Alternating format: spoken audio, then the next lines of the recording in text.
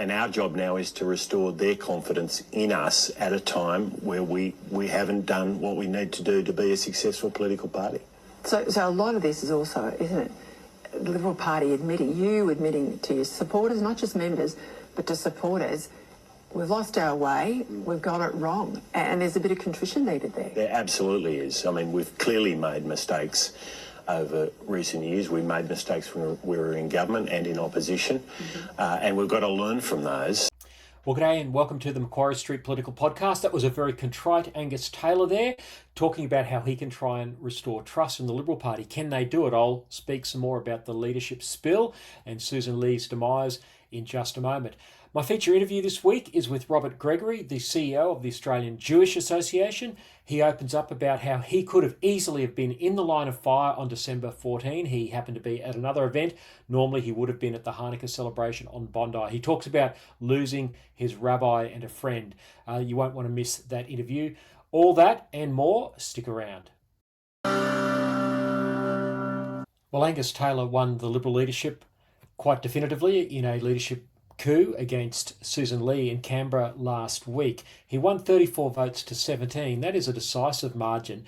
Now, the test will be, will the Liberals be able to win back trust in the Australian people, and particularly in the voters that have gone across to One Nation? Their poll numbers have been stratospheric, exceeding that of the Liberals and the Nationals. It's never been done before in Australian or recent Australian political history that a minor party is now ahead of one of the major parties, Labor and Liberal, but this is where the Liberal Party find themselves in. And it's because of a lack of conviction. It's because the party for too long has drifted towards the woke left. They got on board with the whole net zero thing. They've belatedly disavowed themselves of that late last year, but that was a big policy debate to get away from the idea that we have to transition the economy to windmills and solar panels, which cannot power an industrial economy, or at least an economy that expects modern living standards and jobs and industry to be here. So they've made that change, but after years of going along with Labor, the Greens and the Teals on this net zero scam.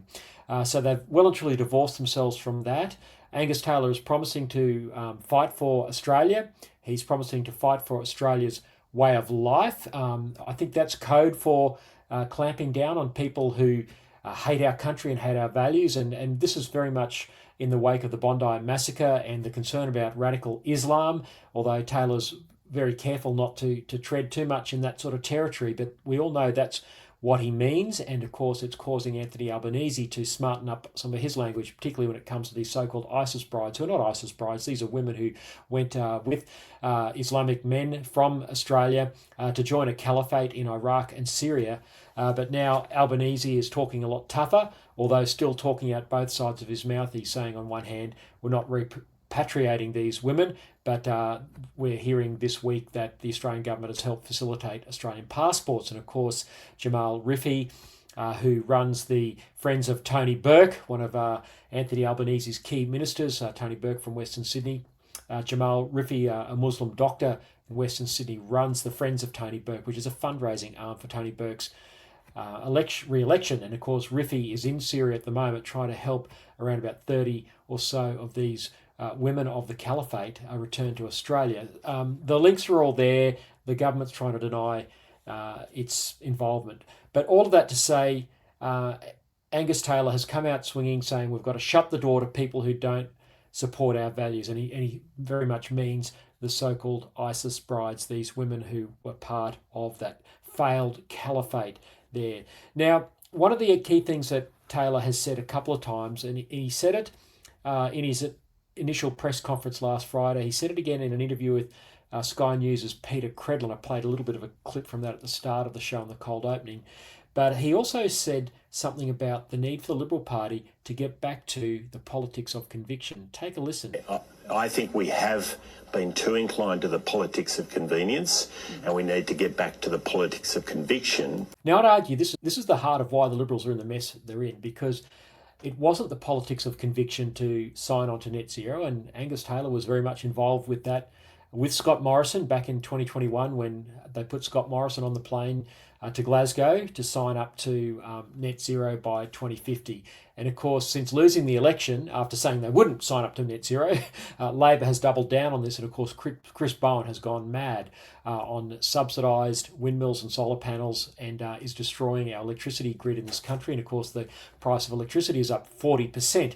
The Liberals helped pave the way for that. So if they'd have stuck by the politics of conviction, they probably wouldn't have been in this mess. Also, we've had several Liberal leaders who couldn't define a woman, from Malcolm Turnbull through to Scott Morrison, through to Peter Dutton, through to Susan Lee. None of them would take on these so-called culture war issues. And there is a culture war, and the Liberal Party have been reluctant to engage in it because they haven't wanted to engage the politics of conviction. It's been the politics of convenience, as Angus Taylor said. So that's encouraging to see him saying that so early on. It's also good to see that he's appointed a front bench that looks like a much stronger and formidable team than that which Susan Lee had. We've seen Andrew Hastie return to the front bench, Jacinta Nampijinpa-Price, James Patterson, of course, retaining his role there, strong performer John O'Duniam, Claire Chandler, the senator from Tasmania. She has been someone who's taken on the girls and women's rights issue in the past. So she is someone of conviction. This is a really, really good team. I won't go through the whole list of them, but it's one to watch. But the other thing to watch very carefully, and there's some warning signs. The problem with the Liberal Party is it's been a house divided. Now, Taylor's had a 34-17 win over the so-called moderates. Now, I hate this term Liberal moderates. You hear it all the time when commentators talk about the Liberal Party. A Liberal moderate, make no mistake, is someone who thinks a woman can have a penis and thinks that an economy can be run on solar panels and windmills, and that you don't need coal or gas, that you can sign on to net zero and somehow it'll work. These are the people who are in line with Chris Bowen and the Teals and the Greens when it comes to energy policy and culture issues like girls and women's rights. So the moderates are not moderates, they're extremists. Now, they've been trounced in this leadership ballot. The people who believe in common sense, like Taylor, like Hastie, like many of these who sadly have gone along with the politics of convenience. Taylor signalling he's going to draw a line under that era. Well, let's wait and see whether they can. But there was a warning shot that fired this week by Tim Wilson, one of the leading so-called moderates. And again, I've said why I don't like that term. But in an interview with Four Corners, Patricia Karvelis, he and South Australian Senator Andrew McLaughlin signalled that they're not happy with the coalition's ditching of net zero. Lost 6 inner city seats to Teal independents who campaigned strongly for action on climate change. Now the coalition has dumped its support for net zero emissions, which could hurt it further in these seats.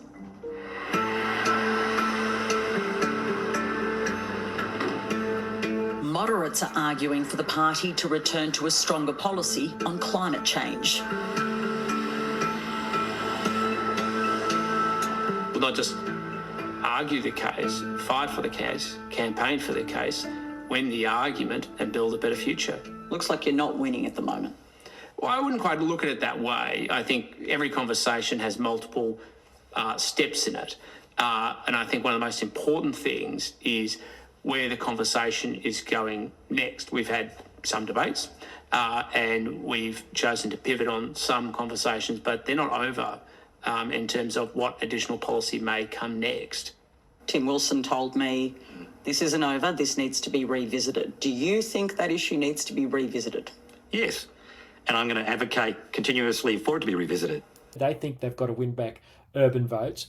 I would argue you need to tell the truth to urban voters so that they can understand that what they've been sold in terms of windmills and solar panels and Tesla cars saving the planet and all this sort of stuff is, from an engineering and an economic perspective, completely impossible.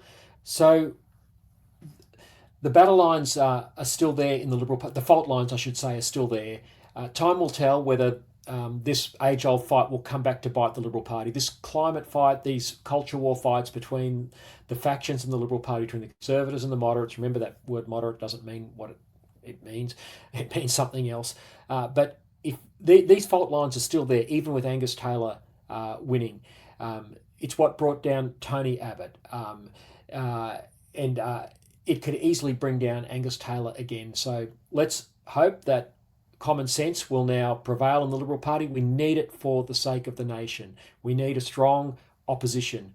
I believe firmly there's still a role for parties like Family First. Of course, One Nation sucking out all the oxygen in the minor party space at the moment, but there's still plenty of room in the polling data for a party like Family First that brings a particular value proposition to Australian politics. Remember, we want to get people who'll be people of character, who'll fight for the Judeo-Christian ethic, who'll fight for family, and that in its proper definition of mum, dad, and the kids, who'll fight for the human rights of unborn babies, who'll fight for these things which the major parties still won't fight for. So there's a place for us there. And we are particularly looking to get into the state upper houses, starting with South Australia next month. Deepa Matthew, who we've talked about on this podcast, had her on last week, and myself into the New South Wales upper house in 12 months' time. There's a place for Family First in the upper house, being leaven, being salt, being light, being the conscience that can help keep these major parties honest, particularly the Liberal Party. So that's our role. But there's a new broom in the Liberal Party. There's a new team. I think that's good for Australia. It's not the complete answer. We still need parties like Family First, but it's certainly a step in the right direction. Well, you remember that last week during the visit of the Israeli President Isaac Herzog, there were ugly protests in Sydney and also Melbourne, but particularly Sydney, where a group of Muslims turned up at the town hall. Grace Tame, the former Australian of the Year, chanted "Globalise the Intifada," a call for violence and killing of Jews. This is not a small thing. She should have had her Australian of the Year title stripped from her.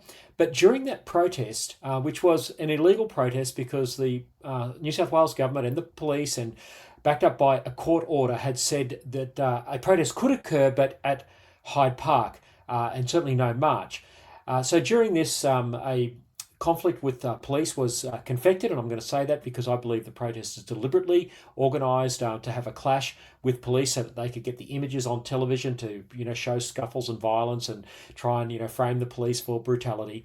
But as part of that, a group of Muslim men knelt down on the pavement and started to bow and to pray in that Muslim way. Really a public display of Muslim domination. Now, that was an illegal prayer meeting. Now, let me say this very carefully. I'm not against religions, Christians and others, praying in public in the appropriate space at, community festivals or whatever. But specifically, because of the sensitivity around the Bondi massacre, the visit of Isaac Herzog, the government, backed up by the courts, had said no protests in this location. It needs to be a static protest at Hyde Park in Sydney. So these Muslims were conducting a protest prayer meeting illegally. And so the New South Wales police did the right thing and moved them on. And there was some scuffles and there was a lot of emotion and people screaming and the like. But at the weekend, Anthony Albanese weighed in, supporting the Muslims' right to prayer and having a crack at the New South Wales police. I think that is something that needs a full explanation. I know that has caused a great deal of distress. Now, I want to call out Albanese's hypocrisy on this. Here he is concerned about an illegal Muslim prayer meeting and taking the side of the Muslims against the police, having a go at the police who are just doing their job, when his party, the Australian Labor Party, has banned Christian prayers outside of clinics where unborn babies lose their lives. I'm talking about abortion clinics. State Labor governments all around the country, in pretty much every jurisdiction, every state and territory, have what they call these buffer zones, exclusion zones, usually around about 150 metres from an abortion clinic. And if anyone is caught praying silently on the sidewalk, not even bowing or anything like this, not even remonstrating, not even blocking traffic, and in some cases, such as the ACT law, if you are praying in your mind, that is a breach of the law. How they can know what's going on in your mind, who knows? It's ridiculous, but this is how much they hate the idea of Christian prayers outside of clinics where unborn babies lose their lives and where their mothers are wounded and injured badly, and often with lifelong effects as a result of this horrible thing called abortion, which goes on in our country. You cannot even protest silently. You cannot even pray. Yet Albanese is defending the right of Muslims to pray at an illegal street protest. The hypocrisy here is breathtaking. This is why this man cannot be trusted. He's not worthy of being our Prime Minister, and this hypocrisy has to be called out. Well, during the week, I travelled over to Bondi Junction in Sydney, where I caught up with Robert Gregory, the CEO of the Australian Jewish Association. We had a wide-ranging discussion about the state of Islam in Australia, the Bondi massacre. We pick up the conversation with him talking about his near miss. If I wasn't at another event out of town, I would have been there, and I have been in previous years. So you would have been there on that day? I would have been there, yes. I've attended in previous years. It's my community. It's the community where I go, where I pray. It really hits close to home. So you knew some of the people who lost their lives that day? Yes, so the Rabbi Eli Schlanger, who was killed on that day, was the rabbi who performed my wedding to my wife. Gee. So yeah, I knew several of the people, and I think it's a small community in the Jewish community, so everyone knows everyone. Now, you and your association have been warning about the possibility of violence for a long time. How did that make you feel? And I must admit, I feel the same way. I feel like this could have been avoided had political leaders heeded warnings that groups like yours and others had been making. Exactly. Both you and myself and our groups have been warning about this. So we were obviously shocked and very sad and then angry, but I don't think any of us were surprised. We knew this was coming. We knew since October 8 and even before then that radical Islam in Australia had been showing its face, growing. The government had not been cracking down on some of the ugly scenes we'd seen, and we knew that this is where it was heading. Yeah. You and I know, and we were chatting about this earlier, obviously the majority of Muslims in Australia are peace-loving people who love the Australian way of life. Many of them have come from other parts of the world where life's not as good. Most are just here happy to be Australians. But sadly, there's an element, and we've seen this since October 7, who aren't that way inclined. And what do we need to do as Australians to meet the threat of those who are not inclined towards peace, such as the hate preachers like Wassim Hadid and Dadown, who said, "I'm smiling, I'm elated," and there's many, many others. There was a celebratory rally in Paul Keating Park on the second anniversary of October 7. You know, it goes on and on. There's lots of examples. What should we be doing to meet the challenge of those who would want to push a radical and even violent agenda? Well, as you said, most Muslims are peace-loving and they like Australia. There's a minority which pose a real serious threat. I mean, it took just 2 people to carry out this horrific massacre. So if we're talking about 1% or 10% of the community, whatever it is, it's a major, major problem for Australia. And I think the first thing that needs to happen is we need to be able to talk about it, to hold honest and open conversations about a major problem facing Australia. And too many people are scared to speak out. They're fearful of some of the new laws that have been passed. The governments have been scared to address issues such as immigration, such as the hate breaches, inciting hatred in the mosques. So as a start, let's start talking about it, and then we can propose solutions about what can be done. Yeah. Should there be a pause on immigration from some areas or a stop completely? Does there need to be stricter monitoring of what's going on in some of these mosques? Do you think even having conversations like you and I are having now, where we are acknowledging the problem, we can point to examples in Western Sydney in particular where violent things have been said, where you've had Muslim community groups call for the delisting of Hamas and Hezbollah in Australia. I mean, it's ridiculous, but this has all been reported, and yet there's no outcry. But the fact that we're having this conversation just shines a light on the issue, doesn't it? It really does. This needs to happen more. People need to speak about what's going on, because people living in Ground Zero in some of the areas in Western Sydney might be more familiar with it, but for many Australians across the country, because it's not happening right in their backyard, they might not be aware of this growing problem. And when they see attacks like we saw in Bondi or scenes like we saw at the Opera House right after October 7, it's a big shock and they can't believe what's happening in Australia. But the more we talk about it, the more they realise we have this problem here. It seems like we haven't learned anything from Bondi, because just last week we had the Israeli Prime Minister Isaac Herzog here, and we saw those ugly protests outside Town Hall with Grace Tame chanting "Globalise the Intifada." what have we got to do to get the message through? To me, it seems like not enough has been done to defend Israel's right to defend itself. The war in Gaza has been incredibly controversial. We've allowed this narrative that there's been a genocide committed by Israel. I mean, not even Albanese or Wong will say that there's been a genocide, yet this is chanted incessantly, and I think too many people have believed the propaganda that's come from Hamas, and I think that feeds the anti-Semitism that we're seeing on our streets. Am I right in that then? You are right. It's a failure of leadership. We expect the people in government and particularly the federal government to speak up and to guide people. And if they know that these lies are being spread, to speak up. We also expect the media, particularly the ABC, SBS, places like this, which are happy to regurgitate these Hamas lies. And it's not only in Australia. We see, New York Times, BBC, media around the world does this. And without challenging it, I mean, if you honestly believe there's a genocide and the Jewish people are killing children and things like that, so you're going to protest and speak up. So that's why we need to prove that these are lies, these are hatred, and it shouldn't be being spread in the streets. Yeah, and they really allowed a false narrative about Isaac Herzog's comments, him signing bombs and that sort of thing at the start of the war. At no stage was he calling for a slaughter of civilians, and yet I think a lot of Australians have bought the lie that somehow Herzog was some trigger-happy guy who just wanted to kill civilian Gazans and inflict collective punishment upon people. It couldn't be further from the truth. Isaac Herzog is a former leader of the Labour Party in Israel, which is the most left-wing party there. He's now serving as the president, which is a ceremonial role similar to the Governor General. Doesn't get involved in politics. He did sign bombs at the beginning of the war. This is something, in the days after October 7, this is something that Churchill did. This is something that Zelensky did. This is what countries under attack rally together. He never incited against civilians. No, because he wanted those bombs to hit the people who raped and murdered and kidnapped people on October 7. 1,200 people massacred and slaughtered on that day. And yet somehow this gets inverted and twisted around, and people in Australia believe it.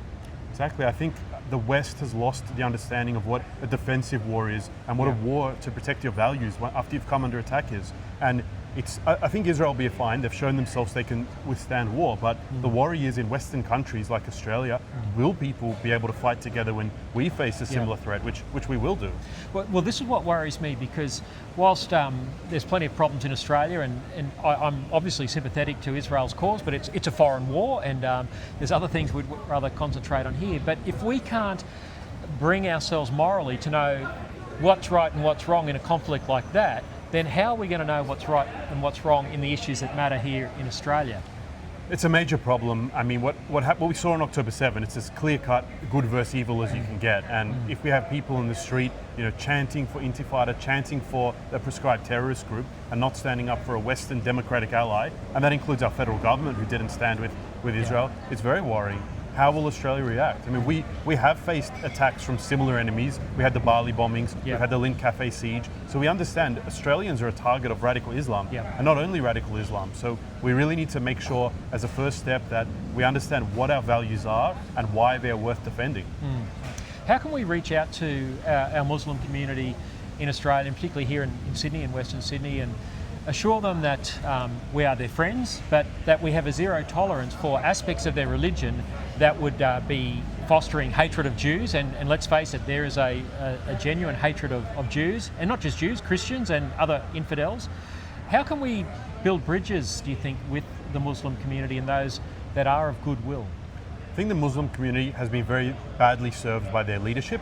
No Muslim leader in Australia has condemned October 7 unequivocally, but many ordinary Muslims have great values and they do condemn this kind of terrorism. So I think if we want to build the bridges, what we need to do is circumvent some of these Muslim leaders and organizations, which by the way are very generously funded by the taxpayers. We need to reach out to individual Muslims, to family, to friends, to work colleagues, to people you meet, and speak about our common values and our common interests that we share.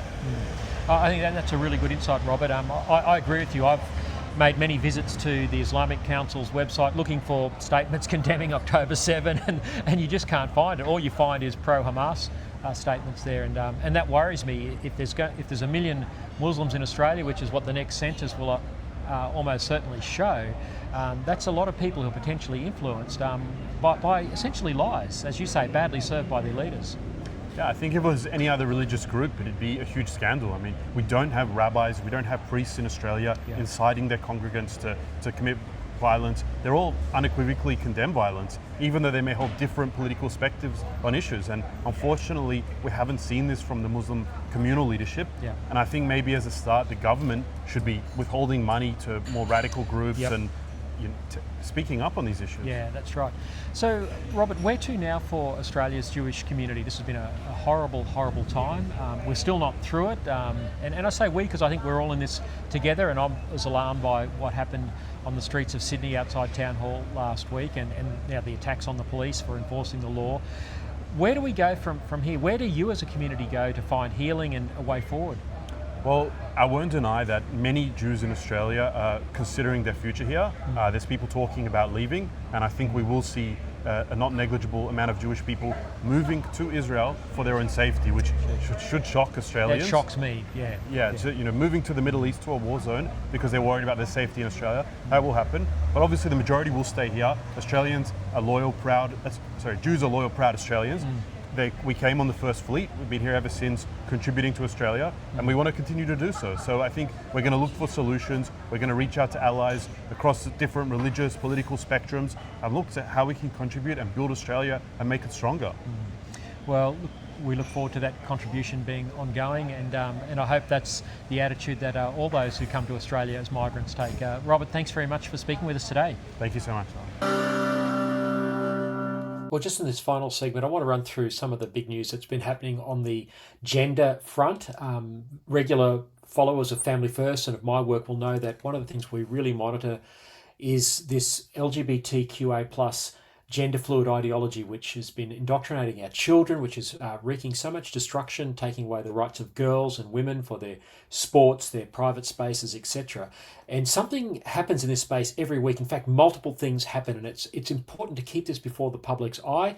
The mainstream media often ignore it. There are some exceptions. The Australian have been doing some reporting, and the Herald Sun. But one of the big stories that broke this week was to do with biological males in women's prisons. In the state of Victoria, this has been an issue also in South Australia. And so Family First issued a media release during the week. We said that our Legislative Council candidate for the South Australian Upper House, Deepa Matthew, who I introduced to you on this podcast last week, go back and watch my interview with her, she's called on the Premier Peter Malinauskas to immediately remove biological males from South Australian women's prisons. And this is following harrowing revelations in Victoria this week. The Herald Sun reported that Victorian prison authorities were repeatedly warned that a transgender identifying male, a murderer by the name of Clinton Rintoul, posed an unacceptable risk to female inmates before being transferred to a women's prison, where within 2 months a vulnerable female prisoner was sexually assaulted. Senior prison insiders told the newspaper everyone saw this coming and that the writing was on the wall, yet the transfer went ahead. The victim was described as a fragile young mother with a history of rape and sexual assault. She later received a secret payout funded by the taxpayer, and she deserves every cent of it, but the taxpayer shouldn't have had to pay this. She got this as compensation. This is according to the Herald Sun. Deepa Matthew says the Victorian case shows exactly what can happen when ideology overrides common sense. This is a real problem because in South Australia there was a biological male reported to be in a women's prison at Port Augusta, and the Premier Peter Malinauskas was asked about this, and he said, it's a niche issue. He wasn't concerned about it. Well, Premier, women being assaulted by biological males who are looking for an easier run by being transferred to a women's prison and then taking advantage of women, that is not a niche issue. That's an issue of women's safety. It's unbelievable this is happening. The other big news on the gender front, the radical LGBTQA plus lobby group Equality Australia is trying to get deductible gift recipient status so that people who donate to them could get a tax deduction, which essentially means the taxpayer subsidises this political advocacy group. Now, normally DGR status is for charities, not for advocacy groups. They'd already been knocked back by the ACNC, the Australian Charities and Not-for-Profits Commission. They appealed that to the Administrative Appeals Tribunal. They knocked them back. They went to the federal court. The federal court said, no, you are not a charity. You are a political lobby group.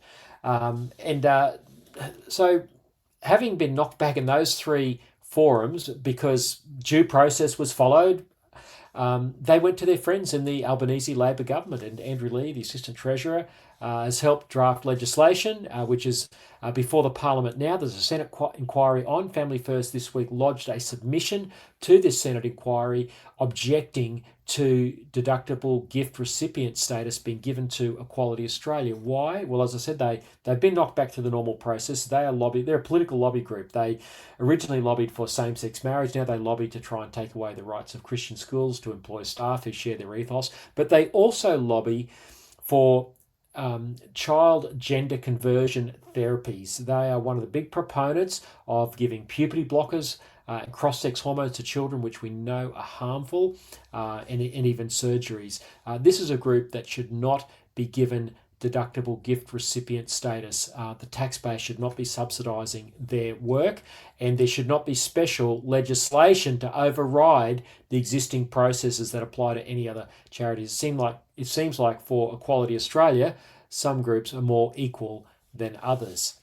Also in the gender indoctrination front, I had leaked to me screenshots from the internal computer system of the New South Wales Department of Education showing that enrolment forms have now been changed to allow a category called self-described. This is again so that when children are being enrolled, they can be enrolled in something other than male or female. Now, again, this is the Education Department aiding and abetting the confusing of children. Children suffering with distress about their gender, confused about their biology, should be given every help and support possible, but they shouldn't be guided into making false declarations about who they are as human creatures, male or female. But this is now being brought in quietly in term 1 of this year, and whistleblowers have provided me with the screenshots from the internal central computer system. Now, I've said that if I'm elected to the New South Wales Upper House in March of 2027, just over 12 months away, that I'll be moving to ensure that male and female are the only designations on a child's enrolment form, and that the state is not aiding and abetting the confusing of children and putting them on a pathway towards puberty blockers, cross-sex hormones, and even surgery. These are things which cause sexual dysfunction, infertility, and obviously mutilate their bodies. And it's something which other countries are moving away from, and I'll a little bit more of that in just a second. The other big news that broke over the last week in the gender space, and this is not everything, folks. This is just one typical week of the march of the LGBTQA+ political movement as it seeks to impose this gender fluid ideology on mainstream Australians. But a report was handed down by the Queensland government, which hasn't done much in this space, but they did have a review into a gender clinic in Cairns. And this is what we've said. We've called on all state and federal governments to bring an end to the so-called gender affirmation experiment on children, to bring this to an immediate end following the damning 213-page review into the Cairns Paediatric Gender Health Service. This report came down just this week. It was commissioned by Queensland Health Director General David Rossengren in January 2025, so it's been a year in the making. The report found that the clinical environment was not reliably safe for paediatric clients. This is for children, with mixed adult-child settings, unsecured medications, and incomplete risk assessments for high-risk adolescents. Now, this is because puberty blockers were being given to children as young as 12 without parental consent. That's why the Crisafulli government, the Health Minister Tim Nicholls, called for this review. A December 2024 audit of 17 patient files revealed major deficiencies, including incomplete clinical notes, missing baseline tests, absence of consent documentation, lack of paediatric or mental health input. In many cases, Gillick competency. This is the idea that a child can be competent enough to say yes to certain medications or treatments. saying these Gillick competency assessments were either not done or not recorded. Some young people with development delays were prescribed medication despite lacking the capacity to understand the treatment. Folks, an experiment is being conducted upon our children in Australia through these child gender clinics, and this review into the Cairns clinic is damning. Now, the Christofelli government still hasn't had the guts to completely, stop child gender conversion therapy, but they need to. They need to reinstate the brave whistleblower, Dr. Gillian Spencer, who still remains suspended because she was calling out this stuff, at least a couple of years ago at the at the Children's Gender Clinic in South Brisbane. She remains punished by the LNP government, who have failed to reinstate her, and yet these reports are validating her work. On the good news front, and the good news isn't in Australia, but in the US this week, a major hospital in New York City is now moving away from the practices that are being carried out routinely here in Australia. Take a look at this report from Fox News in the US. All right, welcome back. A top New York City hospital now says it will no longer offer transgender surgeries for children. NYU Langone Medical Center cites the current regulatory environment as the leading factor in making that decision. Let's bring in Dr. Mark Siegel, Fox News senior medical analyst, also professor of medicine and practicing internist at NYU Langone. Doctor, I guess big picture question here is, were you part of this decision-making process? Do you agree with the outcome, and do you think it's going to serve as a model for other U.S. hospitals? I was not part of the decision-making process. I agree with the outcome with one provision. We have to continue mental health support for young people that are having gender dysphoria, which is, by the way, 60 to 80% of the time goes away or diminishes. But mental health support is key, and that is still in place at NYU, and I applaud that. We also have to look after those that are no longer in this program. What's happening with them? Where are they going to get their care? That's also important. This change not only involves surgeries, it also involves the use of puberty blockers, and hormone therapy is going to stop. I actually agree with all of this for children. It's already the case in the UK. It's the case in parts of Europe. Here's why. Because, first of all, over 10% of children then detransition, decide they made a mistake. Secondly, puberty blockers with hormones can have long-term medical effects, in my opinion, including behavioral issues, including bone issues and fertility issues. We're seeing more and more issues regarding anxiety. I think mental health support has been prematurely stopped. I think there's too much parental overlay. And you talk about detransition, obviously very hard to detransition from a mastectomy. Well, we're going to keep on this issue. We're not going to stop. And this is a fight which Family First is determined to see through. This is why we're competing in the South Australian election next month. It's why we're competing the Victorian election in November, and it's why I'll be running for the New South Wales Upper House in March of 2027 with the campaign starting now. We have to protect our kids. This is a monumental failure by Liberal and Labor. It's unbelievable that it's still going on in this nation, but we've got to stop it and protect our kids. This is the greatest medical scandal in recent history, and Liberal and Labor politicians are culpable. Well, just before I go, I want to introduce you to Rebecca Scriven. She's our candidate in the Farrer by-election that's coming up. You might recall Susan Lee, the former opposition leader, announced her resignation when she lost that leadership spill last week in Canberra. She's going to take a couple of weeks, she said, to thank the people of Farrer before tendering her resignation with the Speaker of the House of Representatives. But that means there will be a by-election. And so Family First was one of the first political parties to announce its candidate, and I'm pleased to say it's Rebecca Scriven. Now, I've got some footage of her wonderful talk at last year's Family First National Conference in Sydney. This will give you a taste of the calibre of this candidate. We'll get her on this show in the coming weeks, but take a listen to Rebecca. So why did I put my hand up to be a candidate? Well, more and more I'm concerned about the trajectory that our country is heading. In Australia, where the womb is no longer a safe place for babies, where life is seen as so worthless it can be euthanased, where climate ideology is more important than whether families can keep the power on, and where the very basic meaning of what a woman is up for debate. Well, thanks again for your company this week on the Macquarie Street Political Podcast. Don't forget that the reason we're doing this is because our aim is not just to provide commentary, that's important, but to build a movement that will get people into Parliament to make a difference. Hopefully starting with Deepa Matthew next month in South Australia. We've got the Victorian election coming up in November. I'm running for the New South Wales Upper House in March of next year. That's not far away. We are campaigning now. We're making the preparation. This podcast is part of that. Thanks for being part of it. And until next week, keep speaking up and God bless.